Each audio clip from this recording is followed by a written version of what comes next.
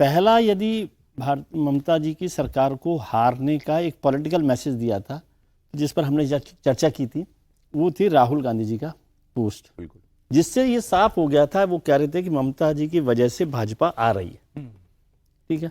और तमाम कोशिश उन्होंने की, कोशिश करनी थी। यदि आपको, मुझे लगता है कि कांग्रेस को या लीडरशिप को ये समझने की, मैं सलाह नहीं दे रहा, ऐसा मुझे लगता है कि आप कहेंगे सलाह दे रहे हैं, कि उनका पॉलिटिकल एनिमी कौन है।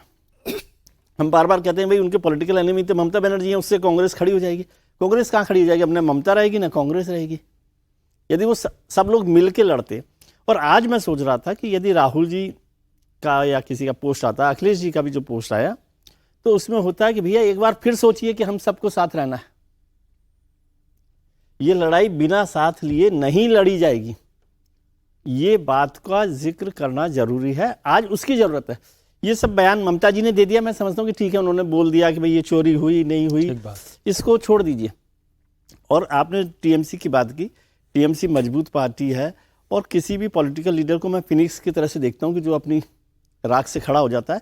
लेकिन एक हिस्ट्री देखिए हिंदुस्तान की, कि जो रीजनल पार्टीज है ना, वो पावर ग्लू से चलती है। उनका ग्लू जो है ना पावर है, वो जैसे ही पावर जाती है ना, वो बहुत जल्दी बिखरने लगती है। खासकर रीजनल पार्टीज की बात कर रहा हूँ, चाहे वो तेजस्वी जी की पार्टी को देख लीजिए, चाहे आम आदमी पार्टी को देख लीजिए, और बहुत सारी, उड़ीसा की पार्टी को देख लीजिए, वो ऐसे गायब होती है कि आपको पता ही नहीं चलता कि आरजेडी सर 15 साल सत्ता से बाहर रही और मजबूती से लड़ी, बिखरी नहीं आरजेडी नहीं, आज इस स्थिति में नहीं है उस लड़ाई को लड़ने के लिए। तो ज्यादातर पार्टी एक ग्लू उनका नहीं होता, और उसकी एक बड़ी वजह यह भी होती है कि उनके पास विचार नहीं होता। सत्ता के अलावा जो ग्लू किसी चीज के लिए होता है वो होता है विचार। विचार होता है तो वो लेफ्ट पार्टी 50 साल से वहां पर बाहर, 40 साल से कहीं भी नहीं है देश भर में, तब भी वो कहीं खड़ी है। हम नाम तो लेते ही हैं उनका, आज भी 4% वोट मिल गया, कांग्रेस से ज्यादा ही वोट मिल गया उनको। अरे जेएनयू में तो छात्र संघ चुनाव, यूनिवर्सिटी और भी जगह पर अलग अलग जीत जाते हैं।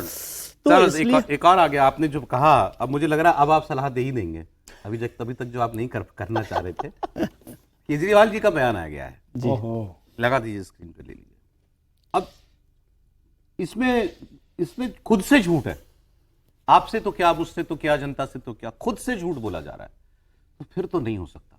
नए काम अगला है, अगले साल इलेक्शन है पंजाब के अंदर। पंजाब में वो लिख रहे हैं, जिस दिल्ली और बंगाल को भाजपा मोदी वेव की चरम सीमा पे नहीं जीत पाई, 2015 में दिल्ली और 2016 में बंगाल में इनकी 3-3 सीटें आई, उस दिल्ली और बंगाल को भाजपा ने तब जीत लिया जब मोदी जी की लोकप्रियता पूरे देश में पाताल में जा रही है।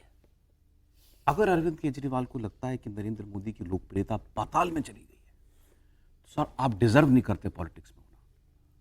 नहीं, या किसी को प्राइवेट में बता दीजिए कि मुझे ऐसा लिखना पड़ा। नहीं, डिजर्व नहीं करती की बात नहीं, फिर आप नहीं समझा सकते उनको। फिर क्या ही करे फिर आदमी ना, जो राहुल जी ने कहा, फिर चारा ही क्या है। फिर चारा त्रिपाठी जी बोल सकते हैं इस पर। नहीं, देखिए, जब कोई बात सर जी कहें तो गंभीरता से सुनना चाहिए, और वो ठीक कह रहे हैं, वो उनको पता है और उनको बहुत गहरी चोट लगी है।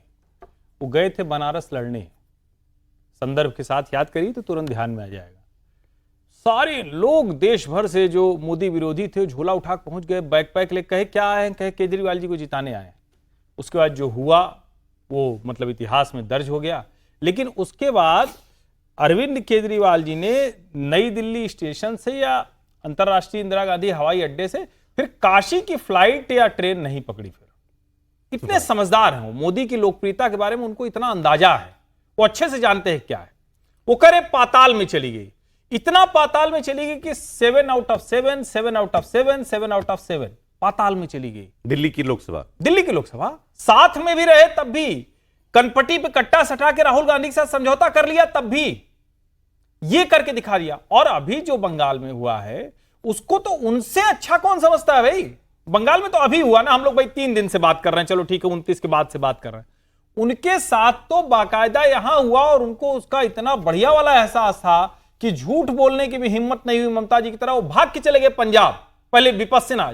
तगड़ा झटका लगता है तो आदमी थोड़ा स्थिर होना पड़ता है ना, तो मोदी जी ने ऐसा तगड़ा झटका दिया पाताल से उनको कि एकदम से हिल गए। तो कहां चले गए? विपस्सिना चले गए, थोड़ा शरीर का तंत्र मंत्र दिमाग ठीक करने के लिए। राजनीति में जब आप ऐसे एकदम अपने खाम ख्याली में और अपने ही एक लोक में जीते हैं तो फिर उसका परिणाम ये होता है। और मैं फिर कह रहा हूं, उनको अनुमान नहीं है, चंडीगढ़ वो चले गए थे, अब पंजाब रहते हैं, अब थोड़ा गंभीरता से रहना चाहिए, क्योंकि 7 राज्यसभा सांसद भारतीय जनता पार्टी के वहां हो गए हैं। अभी राघव जी मुस्कुराते हुए राष्ट्रपति से मिलकर फोटो डाल दी है, संदीप पाठक भी उनके साथ थे, तो अब उनको वहां की चिंता करनी चाहिए। और कल नरेंद्र मोदी जब भाजपा कार्यालय गए थे तो सबसे तेज नारा लगने वाला सिर्फ जय श्री राम नहीं था, वो था जो बोले सो निहाल, सत श्री अकाल। अब उनको ये सब नहीं सुनाई दे रहा है, करते हैं तो बात फिर सर वो इसके यही आगे। करेंगे। आगे इसकी बात करते हैं।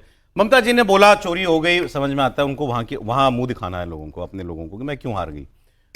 राहुल गांधी, अखिलेश यादव और अब अरविंद केजरीवाल जो कह रहे हैं, केजरीवाल की बात पहले, वो कह रहे हैं मोदी की लोकप्रियता पाताल में पाताल में चले। इसको एक मुहावरे से समझ लें कि बिल्ली को देख करके कबूतर आंखें बंद कर लेता है, सोचता है बिल्ली चली जाएगी।